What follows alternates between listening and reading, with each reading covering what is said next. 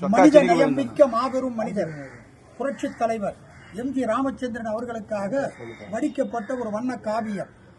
சத்திய தாயின் வயிற்றிலே ஸ்ரீராமச்சந்திர மூர்த்தியாய் கண்டியில் பிறந்து கட்டு மரமேறி கடலை கடந்து கன்னியாகுமரி மண்ணை தொட்டு மோகன்தாஸ் கரம்சந்த் காந்தியை மகாத்மாவாக மாற்றிய சக்தி ஹரிச்சந்திரா நாடகம், எழில் இசை நாடகம் என்று தன் பால பருவத்திலேயே நாடக கொட்டகைக்குள் 33 வருடங்கள் தமிழ்பால் அறிந்து தவழ்ந்து வந்த தங்க தலைவனே, தமிழகத்தின் சிங்க தலைவனே, தான் அறிந்த ஒழுக்கங்களை தமிழகம் முழுவதும் அறிய வேண்டும் என்று பேரறிஞர் அண்ணாவின் கோட்பாடுகளை இதயத்தில் ஏற்றி திரையின் வாயிலாக திகுட்டாத தெல்லமுதை ஊட்டிய தலைவனே, இருண்டு கிடக்கும் ஏழையின் மனம் குளிர சேற்றினால் செதுக்கப்பட்ட சீமை ஓட்டின் வீட்டுக்குள் இருளை நீக்கி ஒளியை தந்த ஒப்பற்ற தலைவனே, தரணியில் தவழ்ந்து வந்த தங்க நிலாவே, இறக்கும் தருவாயில் கூட தன்னொழுக்கம் மறவா மாமனிதரே, தாங்கள் விட்டுச் சென்ற பொன்மொழிகள், பேரன்பு கொண்ட பெரியோர்களே, பெருமதிப்புக்குரிய தமிழ் பெருமக்களே, என் ரத்தத்தின் ரத்தமான உடன்பெருப்புகளே,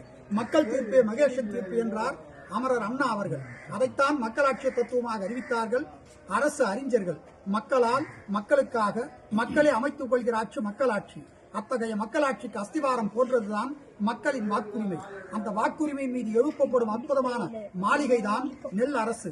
அந்த அரசு நடத்தும் ஆட்சிதான் மக்களாட்சி. அத்தகைய ஆட்சி பொறுப்பில் அமர்கிறவர்கள் வல்லவர்களாக மட்டும் இருந்தால் போதாது, நல்லவர்களாகவும் இருக்க வேண்டும். நாணயம் மிக்கவர்களாக மட்டும் இருந்தால் போதாது, நான் நயம் மிக்கவர்களாக இருக்க வேண்டும்.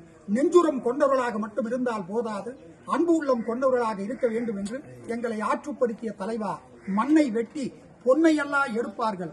நாங்கள் மெரினா கடற்கரையில் அண்ணாவின் அருகே மண்ணை வெட்டி தங்க நிலாவையல்லவா புதைத்து விட்டோம்.